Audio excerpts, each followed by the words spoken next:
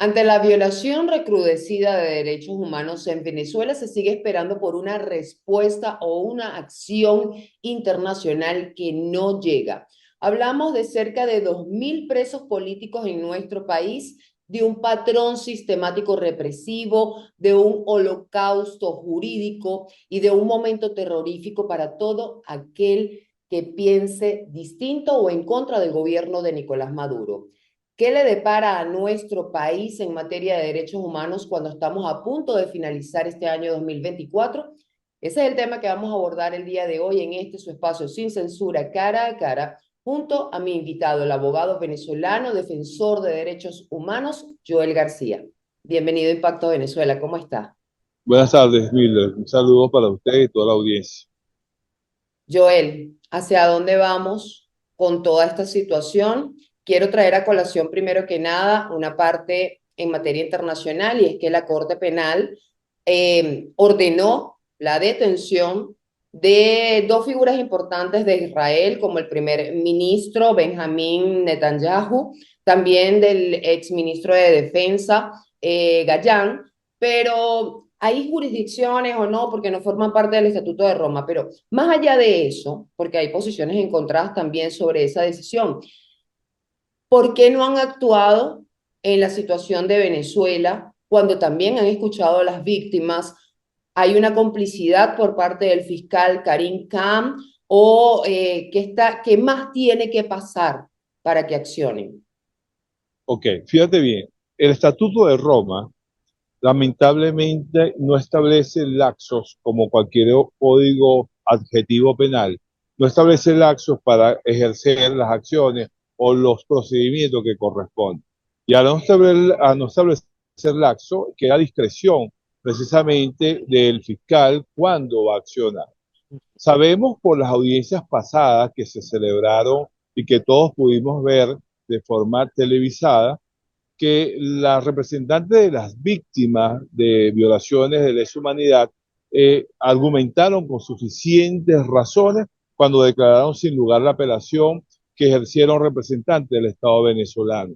Es decir, que ya la sala de cuestiones preliminares sabe que en Venezuela se han cometido hechos que pudieran constituir crímenes de lesa humanidad. Ahora, el fiscal Karim Khan tiene en sus manos todos esos expedientes, esos documentos, esas manifestaciones, porque recordemos que también abrieron una página web donde las víctimas pudieron incluso documentar y sustentar cada una de esas denuncias. Los tiempos del fiscal no lo conocemos. Sabemos que tiene un memorando de intención cuyo contenido en ese último memorando lo desconocemos. Sabemos por rumores y por dichos de personas de que estuvieron recientemente en Venezuela y que a ellos supuestamente obedece las escarcelaciones, entre comillas, de 225 personas, que no sabemos si realmente fueron escarceladas esa cantidad de personas. Se habla de 131. Sí, no sabemos a ciencia cierta la cifra, porque hay muchas personas que tienen temor de manifestarse, porque tienen mucho miedo de volver a estar presos. Entonces, eso es normal en Venezuela por la situación que nos encontramos. Sin embargo, yo verdaderamente, al igual que la pregunta que haces tú, no sé qué está esperando el fiscal, por lo menos para pronunciarse, no digamos con una orden de aprehensión, pero sí decir que tiene activado por lo menos un caso de los tantos que se han denunciado ante la Corte Penal Internacional, porque lo estamos pidiendo es que se active por lo menos con uno, con aquel que tenga mayor soporte jurídico, soporte de experticia que se le han enviado a esa Corte Penal. Entonces, los tiempos de la Corte Penal, los tiempos del fiscal Karim Khan, lo desconocemos, lamentablemente, porque el Estatuto de Roma no establece el laxo como lo podía establecer cualquier norma adjetiva penal. Este no lo establece, entonces estamos a discreción de la decisión de ese fiscal. ¿Cree que hay complicidad? Mucho se hablaba o se especulaba sobre vínculos del fiscal con su esposa, con el gobierno de Nicolás Maduro, etcétera, etcétera, etcétera. ¿Pudiese existir esa probabilidad de que haya una complicidad y que esté haciendo algunas gestiones, como se hablaba de que había un movimiento en la oficina aquí en Caracas, que por eso se dieron el 10, el 8% de las excarcelaciones, que todavía se van a seguir revisando, pero todavía no hay información oficial realmente? pero es importante conocer porque muchos venezolanos tienen la fe puesta en cualquier acción por parte de la Corte Penal Internacional. Bueno, mira, lo que es ciencia, lo que es certero, es que hay un vínculo afectivo con relación a la persona que representaba al gobierno venezolano ante la Corte Penal, porque al parecer es cuñada de él. Eso es cierto. Ahora, su competencia subjetiva, es decir, si tiene un causal de recusación o de inhibición, sería especularlo, ¿no? Porque no tengo prueba de decirlo y en esto hay que ser muy responsable. Lo Claro. único que sí es que si el fiscal, teniendo elementos suficientes, ¿por qué no actúa? ¿Qué más espera? Entiendo la de la cooperación técnica al Estado venezolano, pero eso no tiene nada que ver con el aspecto de investigación y de iniciación del proceso per se, de llamar a declarar a los testigos, a los expertos, incluso a los posibles imputados de estos hechos. Entonces, no tengo a ciencia cierta cómo decir que hay causales para recusarlo. Sin embargo, que demuestre con hechos de que eso no es así, porque los actos son los que hablan.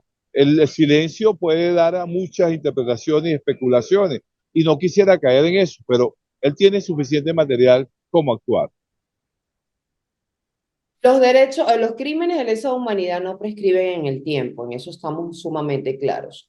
¿Por qué lo digo? Porque han salido a la luz pública muchísimos informes desde el año 2014, 2017, ahora esto que 2024, que ha sido muy controversial con las elecciones presidenciales, la ONU, la CIDH, Amnistía, todas las organizaciones internacionales se han pronunciado y han sacado informes relacionados y condenando la violación sistemática a los derechos humanos en nuestro país. Eso sirve para documentar, pero ¿para qué más? Ey, Mira, seguimos en eso. ¿Cuánto más sí, tiene que pasar? lamentablemente habrá que hacer, y eso es futuro y un futuro inmediato, la revisión de estas organizaciones, porque al parecer estas organizaciones se crearon para la paz, pero estas organizaciones no tienen forma coercitiva de hacer cumplir los dictámenes de ellos. Entonces se ha convertido como en un club de amigos donde se discute, se habla retóricamente de hechos, se emiten informes, pero eso no se materializa en nada. Nosotros hemos consignado ante los tribunales dictámenes del Grupo de Trabajo sobre Detenciones Arbitrarias, pronunciamientos de la CDIH, pero ¿qué dicen aquí en nuestros tribunales? Es que eso no es vinculante y como no los obligan, ellos no actúan. Sin embargo, vale decir de que eso no es tan cierto lo que hacen nuestros tribunales, porque en nuestra Constitución, en el artículo 23, establece que los tratados de acuerdo internacional en materia de derechos humanos tienen jerarquía constitucional y prevalecen en el orden interno cuando tienen normas más favorables. Lo que pasa es que con el sistema de gobierno que tenemos, hacen caso omiso a ello y como estas organizaciones no tienen forma coercitiva de hacerlas cumplir, estamos en esta situación. Porque esta organización es como un condominio, donde los copropietarios se comprometen a cumplir con esos dictámenes, pero Venezuela es un mal vecino que no cumple con lo que esas organizaciones le determinan. Incluso Venezuela ha ocupado curul en el Consejo de Derechos Humanos de las Naciones Unidas y en Venezuela no se cumple con esos dictámenes. En Venezuela se habla de excarcelaciones porque las liberaciones es cuando no tienes ningún tipo de medida cautelar. Son alrededor de 17.000, 18.000 venezolanos y de otras nacionalidades, por supuesto, que están incluidos allí por diferentes casos políticos, que están sujetos a cautelares como prohibición de salida del país, prohibición de declarar a los medios, etcétera, que ahí es donde viene el miedo sembrado de que no quieren hablar y decir qué fue lo que vivieron, qué les pasó, qué les dijeron, etcétera. Algo que siempre ha ocurrido en nuestro país. Pero más allá de eso, Joel, ya estamos por finalizar el 2024, se acerca el 2025, el día 10 de enero, que es la toma de posesión presidencial, y todo parece estar cada vez más tenso, más turbulento. el miedo, el terror que hay en la población y las medidas que está tomando el gobierno de Nicolás Maduro en contra no solo de aquel que piensa diferente, sino también de organizaciones que defienden derechos humanos, que hablamos de 62 aproximadamente, que están en nuestro país y que hoy están aisladas o de manos cruzadas porque no pueden ni siquiera asumir la defensa de todas estas víctimas. Mira, el futuro inmediato de nosotros, los venezolanos, es bastante incierto, de mucha incertidumbre, porque, como dices, se acerca una fecha que va a ser crucial para Venezuela. Va a ser crucial porque se cuestiona la legitimidad del presidente Nicolás Maduro. No solamente se cuestiona a lo interno, sino que ya hay pronunciamientos internacionales sobre ello. Entonces, va a ser un año muy conflictivo. Sin embargo, precisamente esta represión brutal que hubo en los meses pasados, desde el 28 de julio para acá, es para demostrar de que quién tiene el poder y que yo puedo hacer con el poder lo que me dé la gana. Porque lamentablemente en Venezuela no tenemos instituciones que nos respalden. No existe una defensoría del pueblo. No hay un tribunal, una fiscalía que nos pueda respaldar, amén de que las personas que fueron detenidas y las que están detenidas como por ser disidentes de pensamiento, no tienen ni siquiera derecho a la defensa. Entonces, lo que vislumbramos es bastante oscuro, porque yo creo que la represión se va a acentuar, la persecución con muchísimo más, y vemos cómo están hilando en contra de organizaciones. Ayer vimos cómo al coordinador general de Provea se le citó a un organismo de seguridad del Estado para entrevistarlo, entre comillas, por unas denuncias, que es lo que hace una organización no gubernamental, de pues, asistir a las víctimas de violaciones de derechos humanos. Entonces, lo que se avisó Mildred no es nada fácil para nosotros. Todos estamos en libertad condicional porque en Venezuela no hace falta cometer un delito para ser perseguido y encarcelado. Todos estamos lamentablemente a la buena de Dios, porque ni siquiera a la buena de organismos internacionales, porque no pueden actuar dentro de Venezuela.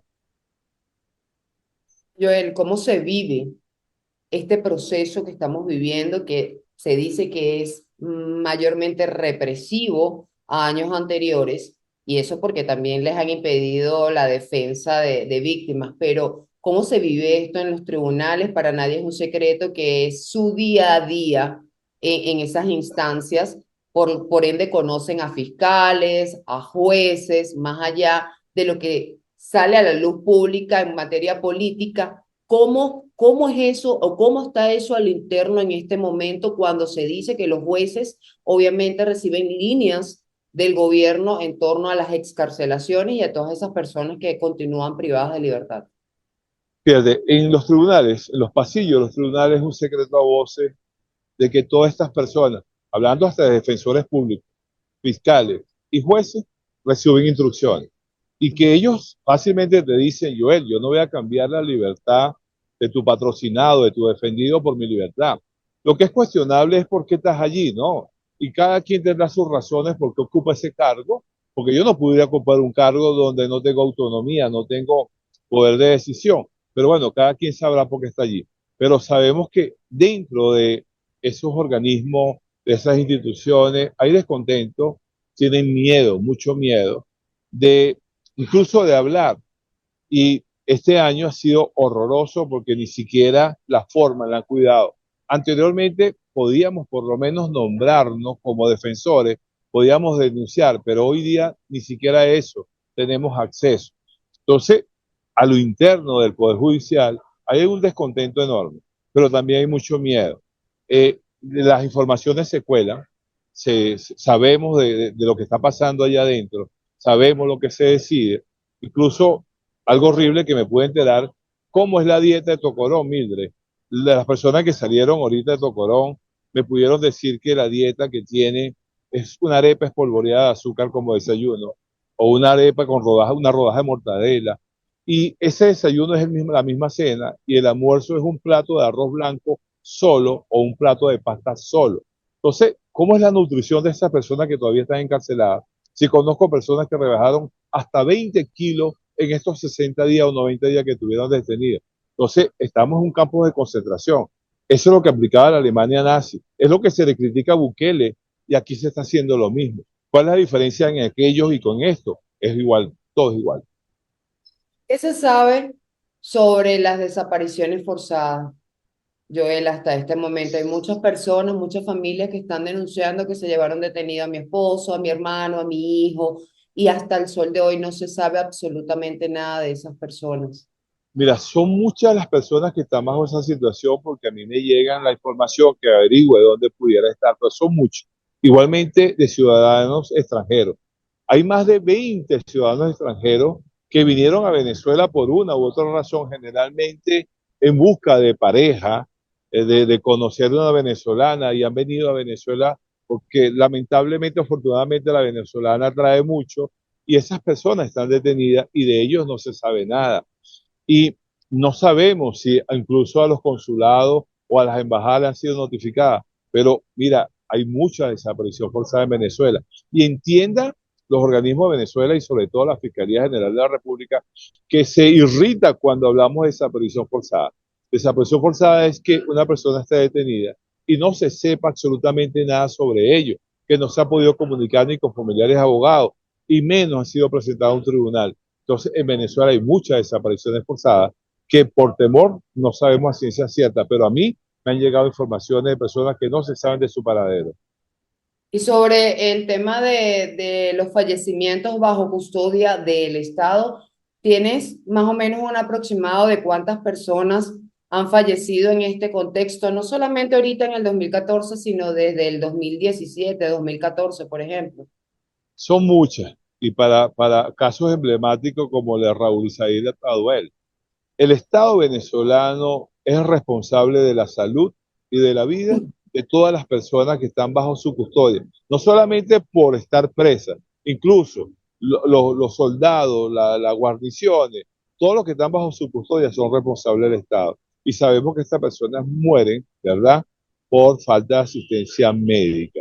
Eh, una persona que tiene diabetes, por ejemplo, que acaba de fallecer, no pudiera estar recluido en un centro penitenciario. Debería tener los cuidados mínimos necesarios para cuidar de estas personas y vemos que eso sucede en Venezuela y viene sucediendo hace mucho tiempo. Pero cantidades no lo sé.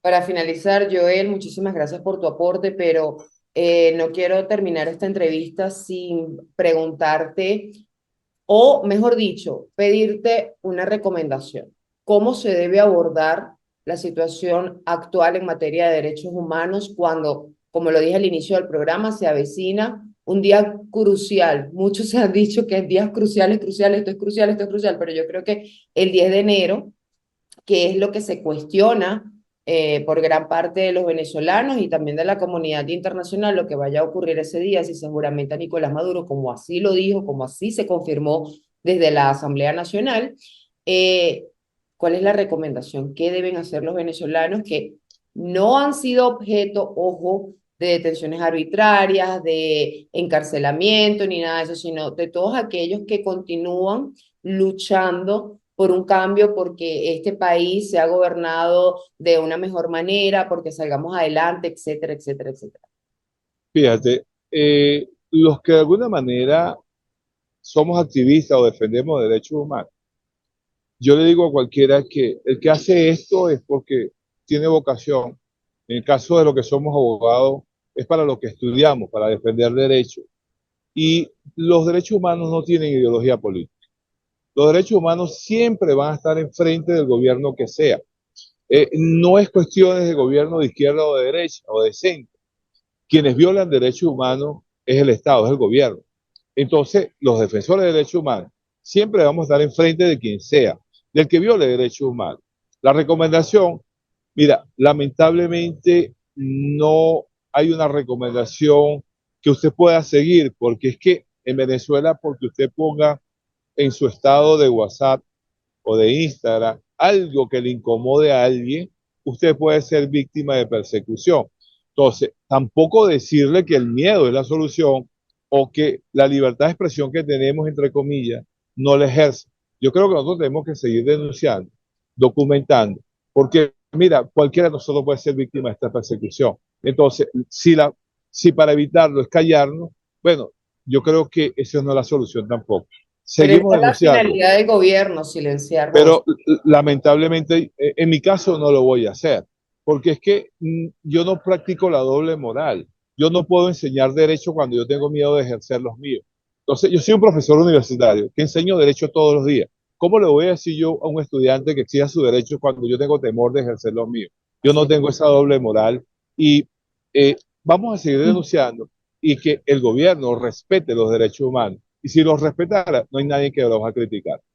Y ellos dicen que aquí se respetan los derechos humanos y todo eso. Y hay una pregunta, porque esto tiene mucha tela que cortar, pero de verdad la considero importante y es el tema de las elecciones de los jueces de paz comunales. ¿Qué crees que se está fraguando allí con eso de jueces de paz comunales, supuestamente para fortalecer el acceso a la justicia en las comunidades? Mira, el problema está que todo esto siempre tiene una intención velada. Porque si tú te pones a ver que es para descongestionar los tribunales, donde esos casos de menor relevancia se pudieran ventilar allí, no, pero esto tiene otra connotación. Esto tiene más que ver con estos cooperantes, con todo esto. Mira, esto no tiene nada bueno, porque el sistema de justicia que tenemos, como jueces de control municipales y estadales, ¿para qué vamos a tener otro tipo de justicia? Y además que está de forma sublegal dentro de la Constitución no contempla eso y el Código Orgánico Procesal tampoco. Entonces, voy a estudiar bien la ley porque no la he leído a fondo y así darte una opinión más fidedigna de lo que se puede traer. Joel, muchísimas gracias por compartir con nosotros tus impresiones, tus experiencias como abogado defensor de derechos humanos en nuestro país. Espero poder conversar contigo más adelante, esperando ya a ver qué ocurre con las próximas excarcelaciones. Entiendo que el fiscal general Tarek William Saab sigue revisando, aunque no hay información oficial ni de los que ya excarcelaron ni los que se van a seguir excarcelando, porque van a revisar las medidas, si fueron detenciones arbitrarias, si no estuvieron sujetos al debido proceso, que creo que son la mayoría, pero esperemos finalmente que terminen excarcelando o liberando, mejor dicho, a todas estas miles de personas que están tras las rejas y tengamos una Navidad sin presos políticos.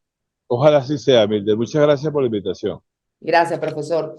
Y a toda mi audiencia también, muchísimas gracias por acompañarme cada día en este su espacio sin censura, cara a cara a través de Impacto Venezuela. Para más visiten www.impactovenezuela.com y nuestras redes sociales @ImpactoVE.